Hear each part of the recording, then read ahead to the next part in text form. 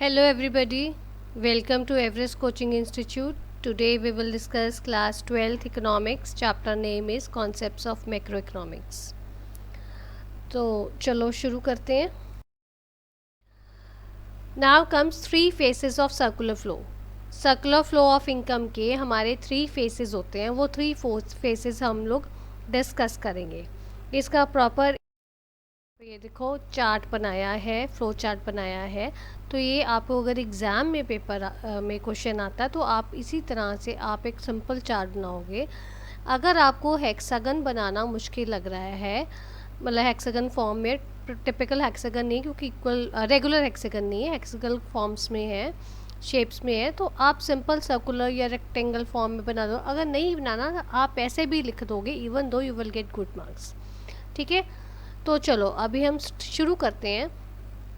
जो circular flow of income है, 3 phases उसके कौन कौन से हैं. फर्स्ट फेज़ है हमारा जो यहाँ पे है, that is production of goods and services. ठीक है, पहला phase production of goods and services है, दूसरा जनरेशन और डिस्ट्रीब्यूशन ऑफ इनकम है, और third disposition of expenditure of income है.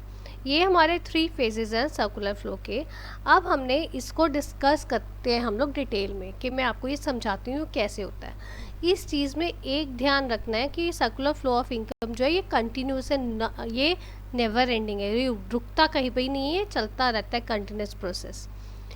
अब ये देखो, जो हमारी प्रोडक्शन हो रही है गुड्स और सर्विसेज की, और जो हमारी इनकम जनरेशन हो रही है, जैसे हमारी इनकम जो हमने कमाई है वो खर्च हो रही है, ये नेवर एंडिंग प्रोसेस है. ये गो सबकी सब सर्कल ये चलता रहता है. आप अपने घरों में देखो, आपके फादर, आपके मदर, आपके वर्किंग है, तो वो इनकम लेके आते हैं घर में, मंथली सैलरी, और if they are businessman they even दो कुछ न किसी न किसी फॉर्म में वो इनकम घर में ला रहे हैं. तो वो जो इनकम है आपके, वो घर में देखो आपके हाउस होल्ड कंजम्पशन में वो खर्चा भी होता है. सो ये पूरा प्रोसेस चलता रहता है.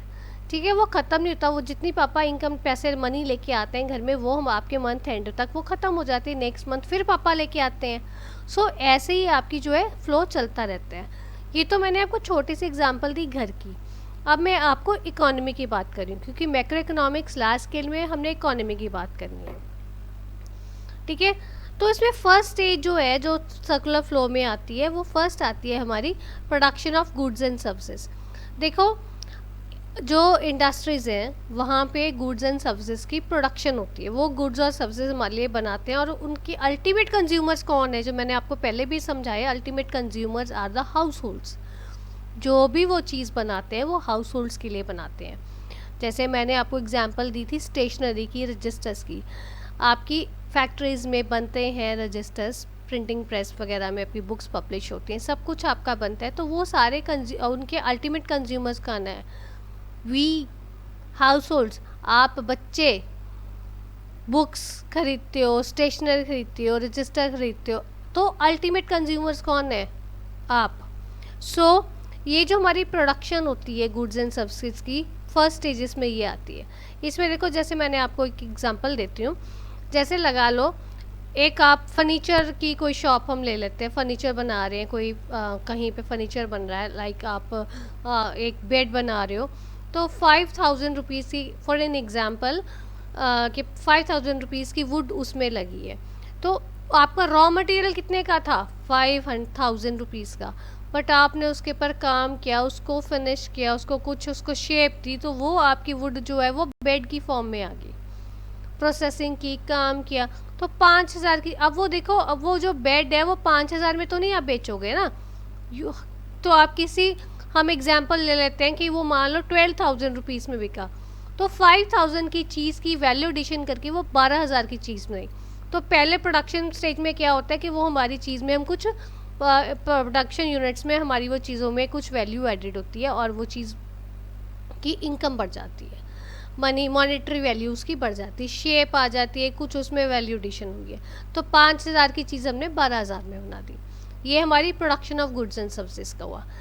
उसके बाद में production of goods and services जो आपने, ये फर्स्ट स्टेज में हमने यहाँ पे production of goods and services बनाई है, यहाँ से गए यहाँ पे. ठीक है, सेकेंड स्टेज कौन से है? जनरेशन और डिस्ट्रीब्यूशन ऑफ इनकम। अब इसमें हमारा क्या होता है, इस स्टेज में हमारा क्या है कि जो हमने चीज़ बनाई है उसकी हमने इनकम को जनरेट किया है, कुछ हमने इनकम की है। अब देखो 5,000 की चीज़ हमने 12,000 में बेची है, तो हमने वो जो इनकम को डिस्ट्रीब्यूट करना है, जनरेट करना है। अब वो जो इनकम है, जो आपने 5,000 की चीज़ 12,000 में खरीदी है, बना दी, उसकी वैल्यू कर दी, बेची है, तो वो जो 5,000 से 12,000 की चीज़ बनाने में जो आपकी मेहनत लगी है, लेबर लगी है, टाइम लगे, एफर्ट लगे, वो सबकी कॉस्ट है वो 7,000 रुपीज़, राइट। तो जो हमारे जितने फैक्टर्स ऑफ प्रोडक्शन हमारे यूज़ हुए हैं उस चीज़ को 5,000 को बनाने का 12,000 में, ठीक है ना, वो चीज़ को वैल्यू ऐड करने में हमारे कुछ हमारे फैक्टर्स ऑफ प्रोडक्शन है ना, लैंड, लेबर, कैपिटल, एंटरप्रेन्योर, ये सारी चीज़ें हमारी यूज़ हुई हैं। तो वो सारी की सारी हमारे, अब उनको हमने फैक्टर सर्विसेज भी तो पे करनी है ना, तो हम किस फॉर्म में उनको फैक्टर सर्विसेज पे करते हैं? जैसे हमने लैंड है, लैंड के लिए हमने रेंट दिया, कैपिटल है, कैपिटल के लिए हमने इंटरेस्ट दिया, लेबर है, लेबर के लिए हमने वेजेस या सैलरीज पे की, और जो हमारी एंटरप्रेन्योरशिप है उसको हमने प्रॉफिट दिया। तो किसी ना किसी शेप में, किसी ना किसी फॉर्म में हम उनको उनकी सर्विसेज प्रोवाइड करते हैं, पे करते हैं। तो सेकेंड स्टेज जो है, जो हमने इनकम जनरेट किया उसको हमने डिस्ट्रीब्यूट किया डिफरेंट फैक्टर सर्विसेज पे, ठीक है। अब आता है हमारा थर्ड स्टेप। थर्ड फेज हमारा दो फेजेस हमने डिस्कस कर लिए कि जहाँ पे हमारी प्रोडक्शन ऑफ गुड्स हुई और दूसरी हमारी जनरेशन और डिस्ट्रीब्यूशन ऑफ इनकम हुई। अब थर्ड हमारी आ रही है बारी डिस्पोजिशन और एक्सपेंडिचर ऑफ इनकम, ठीक है। यहाँ पे पहले स्टेज में गुड्स बना लिए हमने, फैक्टर सर्विसेज को पे भी कर दिया। अब क्या है कि अब जब हाउस होल्ड के पास, अल्टीमेटली तो हाउस होल्ड के पास पैसे आए ना, वो जो आपने फैक्टर सर्विसेज पे किए हैं, अब भाई उनके पास जो पैसा आया है अब उन लोगों ने खर्च भी तो करना है, उन लोगों ने सामान भी तो खरीदना है, ठीक है ना। तो वो फाइनल गुड्स जो हमने ऊपर बनाए हैं पहले फेज में, वो उनके अल्टीमेट कंज्यूमर्स कौन है? We the household. तो हाउस होल्ड्स उसके ऊपर गुड्स एंड सर्विसेज खरीदते हैं, फाइनल गुड्स एंड सर्विसेज उसके ऊपर खर्चा करते हैं, किस फॉर्म में? Consumption expenditure. और अब ये कल हाउस होल्ड्स तो नहीं खरीदते, आपके देखो आपके प्रोड्यूसिंग यूनिट्स भी खरीदते हैं, मींस इन्वेस्टमेंट एक्सपेंडिचर भी होता है। एक तो कंजम्पशन एक्सपेंडिचर हमने हाउस होल्डिंग कर दिया, दूसरा इन्वेस्टमेंट एक्सपेंडिचर है जो हमारा कौन करता है? जो हमारे प्रोड्यूसिंग यूनिट्स करते हैं, जो फिक्स्ड कैपिटल गुड्स खरीदते हैं फिक्स्ड एसेट्स की फॉर्म में, ताकि उनके आगे प्रोडक्शन के लिए हो, ठीक है। तो ये सर्कुलर फ्लो है production of goods and services, generation और distribution of income and disposition और एक्सपेंडिचर ऑफ इनकम। ये आपका कंटिन्यूस प्रोसेस है, नेवर एंडिंग है, ये रुकता नहीं है, ठीक है। तो ये है आपका सर्कुलर फ्लो।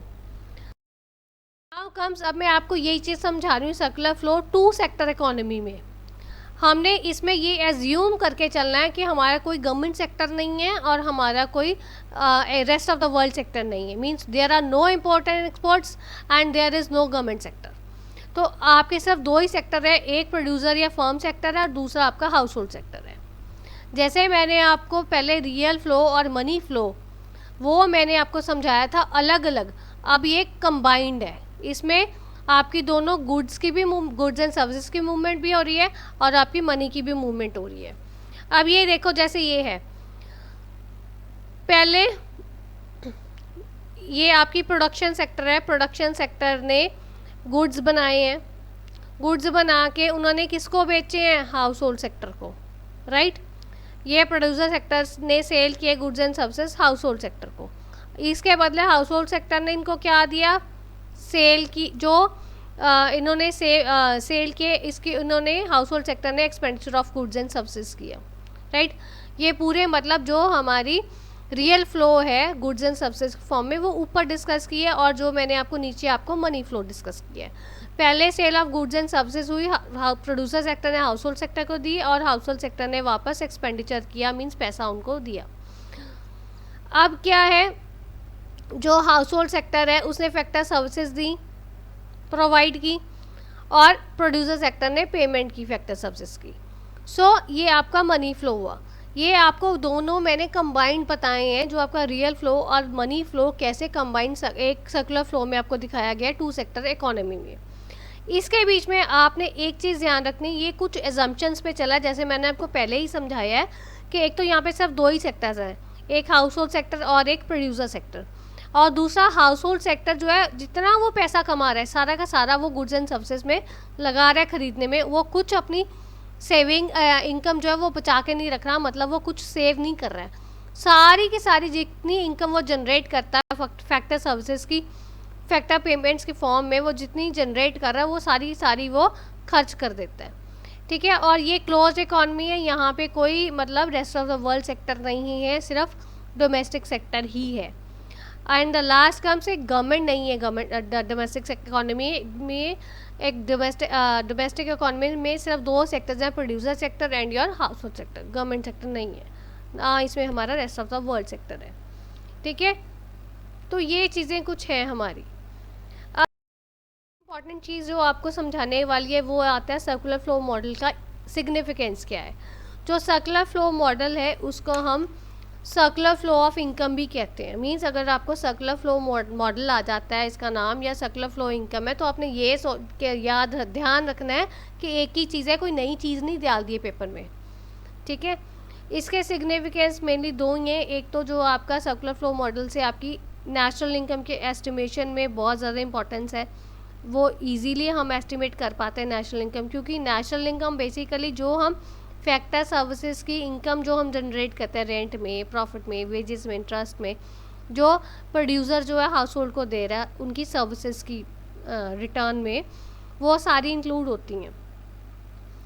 तो ये नेशनल इनकम एस्टिमेट करने में हेल्प करता है। और दूसरा है कि हमारे को एक कैसे आपके different sectors of the economy एक दूसरे के ऊपर डिपेंड है, वो सारी इंटरडिपेंडेंस हमें पता चलती है। Means how producer sector is depending on the firm sector, house hold sector, and how house hold sector is depending upon the producers production sector और ये firm sector.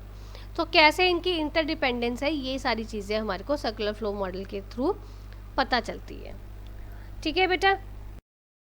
So this is all about today's video. If you find any difficulty, you are most welcome to give your feedback in the comment box. And if you like this video, do like and share it with your friends. Thanks for watching.